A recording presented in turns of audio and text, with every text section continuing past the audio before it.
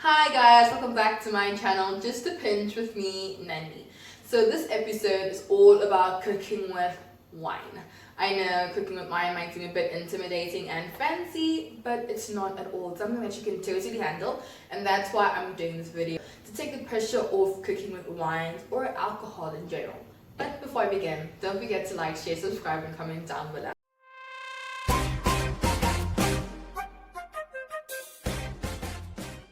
First things first, do not cook with the wine that you will not drink. Please trust me on this. The heat will not get rid of the flavors, it will accentuate them, leaving you with a pretty interesting dish. And you're not adding the wine to get a weird taste, but to accentuate and to add that acidity, which will in turn bring out other flavors. Secondly, because wine has alcohol in it, you usually add it to the beginning of the cooking process rather than the end. Otherwise you'll be left off with the raw, unpleasant wine taste, and nobody wants that. So you add it in the beginning with your aromatics and give the alcohol a chance to burn off.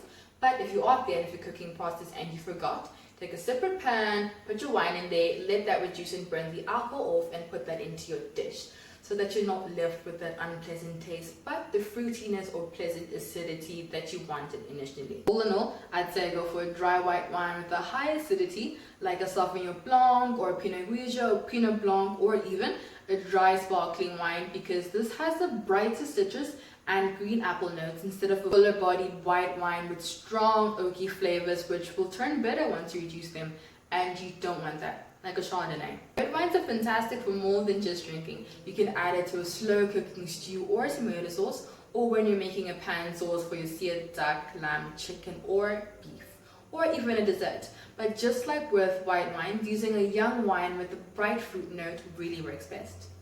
I'd say use a dry red wine with moderate tannins like a Merlot. A young red berry-like and red fruit flavors add depth and that zing to a dish, provided there aren't too much tannins or oak to overshadow the flavors. Be aware of full-bodied red wines like big Cabernets, which have big tannins, which can end up leaving an almost chalky taste when reduced. My final words?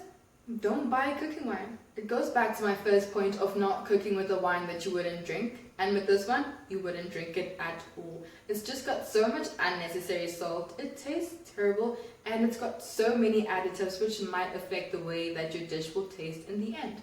But that's it for this episode. Thank you so much for watching.